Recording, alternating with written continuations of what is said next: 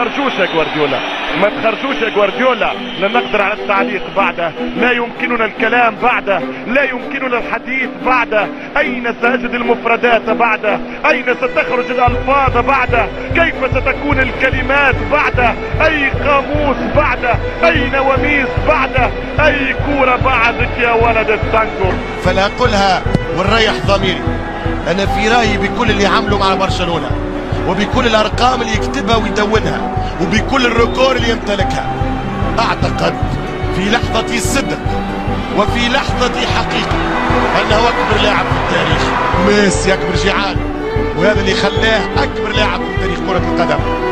عذرا حبيبي دياغيتو، عذرا يا البيبي، عذرا يا لورو، عذرا يا مارادونا، كم استمتعت ومتعت جينا لسنوات، ولكن اليوم ما قلبتش الفيستا، لم اغير قميصي، ولكن فرض علي ارجنتيني اخر ان اقر، ان اعترف انك النمبر 1.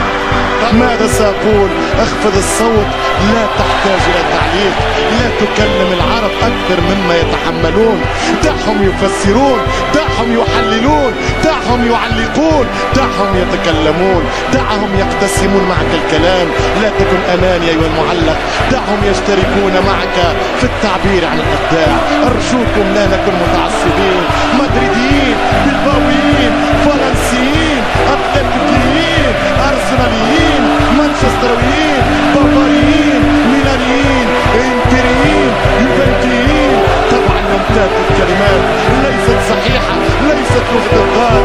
خبلتني والله يا ميسي، جننتني والله يا ليو، هبلتني يا ابن الارجنتين. ماذا عساي ان اقول؟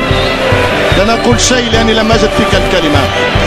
عودة ميسي، روح ميسي، فانيلة ميسي، الري ميسي، الامير ميسي، امبراطورهم ميسي، ملكهم ميسي. لو استقلت كاتالونيا رغم انه ارجنتيني من روساريو من بلد جيفارا سيولونه الملوكية وسيمنحونه لقب الري. يمشي ميسي حطاني، يمشي ميسي يا بابا يا بابا يا بابا، يصلح كرة الثاني.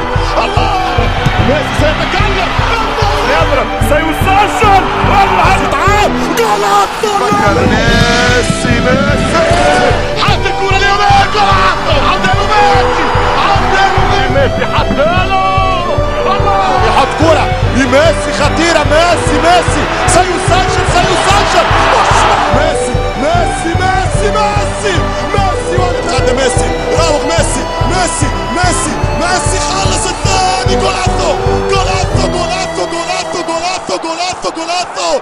كبير انت يا ولد الارجنتين، من اين لك هذا؟ من اين جئت بهذا؟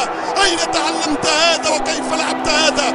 مش معقول، مش معقول المجنون، مش معقول المهبول. ايش عمل لليو؟ ايش عمل للميسي؟ ايش عمل كبيرهم سيدهم؟